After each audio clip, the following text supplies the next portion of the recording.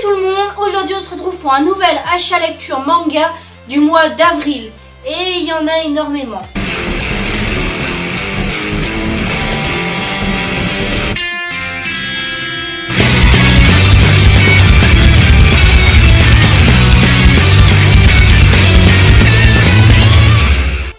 Tout de suite avec GTO tome 20. Alors GTO, vous l'avez sûrement vu dans mon achat manga du mois de mars, parce que je l'ai acheté au mois de mars, mais je n'ai pas eu le temps de le lire, du coup je l'ai lu au mois d'avril, donc au début avril, et c'était plutôt pas mal. Donc on retrouve Onizuka qui est toujours confronté à la nouvelle directrice. Celle-là lui met vraiment des bâtons dans les roues. Alors premièrement, elle lui envoie un élève super chiant, hein, et en plus, elle le fait dormir dans les poubelles.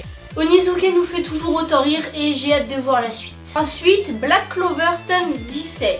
Alors, dans ce tome, nous retrouvons Asta et Yuno, nos deux héros, qui sont toujours confrontés à des elfes. Donc, ils sont en train de se battre contre des elfes et eux ne trouvent rien d'autre à faire que d'attaquer leur village natal, donc Hadj, et de s'en prendre à leur église. Bah, du coup, il s'est fait défoncer. Bah, ouais. D'ailleurs, dans ce tome 17, il y a beaucoup de bastons et vraiment ça me fait kiffer, j'ai hâte de lire la suite. On se retrouve avec Radiant tome 6. Donc j'ai déjà parlé de Radiant dans les mangas que j'aimerais lire. Et du coup, je m'étais arrêtée au tome 4 et j'ai eu le tome 6, donc on me l'a offert. Mais malheureusement, je ne l'ai pas lu parce que j'ai pas le tome 5. C'est un peu con. Ensuite, Fire Force tome 10. Alors on retrouve Sho qui essaye toujours de sauver son frère. Et cette fois, il a deux doigts d'y arriver. Mais il a échoué. Et ça s'arrête là. Ouais. En fait, le mangaka, il est vraiment fort pour nous mettre des suspens à la fin de chaque tome. Et je crois que c'est fait exprès pour nous donner envie d'acheter. Et ça marche. En tout cas, ce tome m'a fait kiffer. Il y a eu plein de bastons, il y a eu plein de rebondissements. Parce que dans le tome 9, je vous ai déjà dit que je me suis un peu ennuyée. Il restait statique au même endroit, il se battait, voilà. C'était rien de fou, quoi. Et là vraiment on retrouve de la baston, des rebondissements, c'est génial. Vraiment j'ai kiffé. Ensuite nous retrouvons Berserk tome 1 et 2. Ouais. Alors au début je devais acheter le tome 40 et le roman. Parce que du coup je les ai lus l'année dernière. On me les avait gentiment prêtés. Et en fait au bout d'un an j'ai oublié les grandes lignes de Berserk. Bon du coup j'ai pas eu d'autre choix que de racheter le tome 1 et 2 et je pense que je vais tous me les retaper avant l'année prochaine. Et c'est mieux que je les achète, comme ça au moins si j'oublie, j'ai juste à les relire. C'est mieux. Du coup j'ai le seum. Ensuite j'ai fini les Naruto avec le tome 5, le tome 6, le tome 7 et le tome 8 des grands formats de Naruto.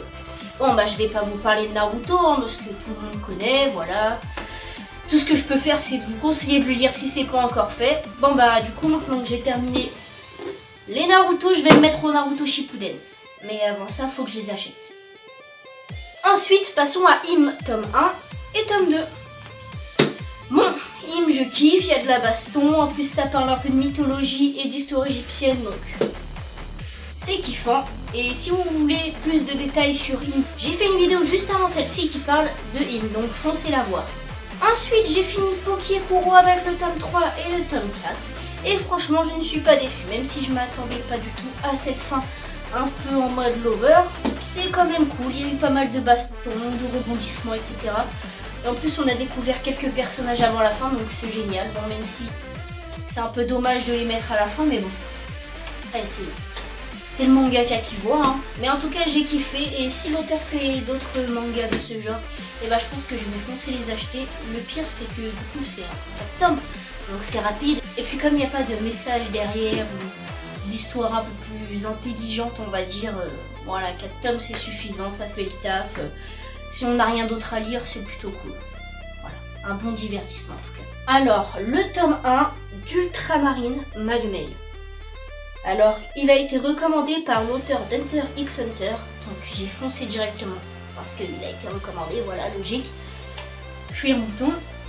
Et je pense que ce tome, c'est le manga du mois, vraiment, il m'a fait kiffer.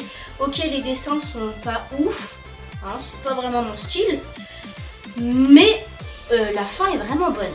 Donc au début, ça commence doucement, Mais vraiment le reste est bon, l'histoire est bonne. Personnellement, si vous avez kiffé Toriko, donc c'est mon cas, vous allez adorer ce manga. Ça parle en gros de ce personnage qui sauve d'autres personnes qui eux veulent découvrir le nouveau continent. Donc un continent qui est apparu comme ça, comme par magie, voilà, dans l'océan Pacifique, il me semble. Et du coup ce personnage n'a pas vraiment d'ambition de fou, il est juste hyper puissant mais un peu con. C'est un shonen quoi, vraiment ce manga, je vous le recommande, il est kiffant. Je pense que ça va être l'un des meilleurs mangas de cette année. Passons aussi à Kingdom. Alors j'ai lu le tome 15, 16, 17, 18, 19, 20, 21, 22, 23 et 24. Ça fait beaucoup.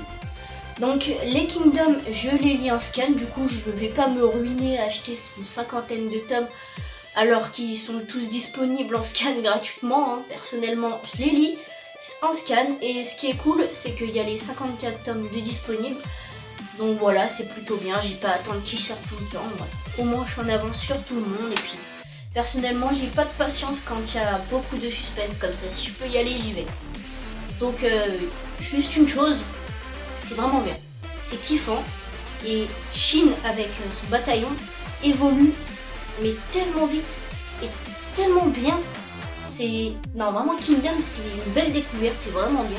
Le pire c'est que les dessins s'améliorent encore, alors ça c'est génial. Donc si vous n'avez pas encore commencé Kingdom, et bien faites-le. J'ai déjà fait 2 vidéos là-dessus que vous pouvez aussi aller voir sur ma chaîne. Et voilà, je peux juste vous conseiller de le lire si c'est pas encore fait, vraiment c'est génial.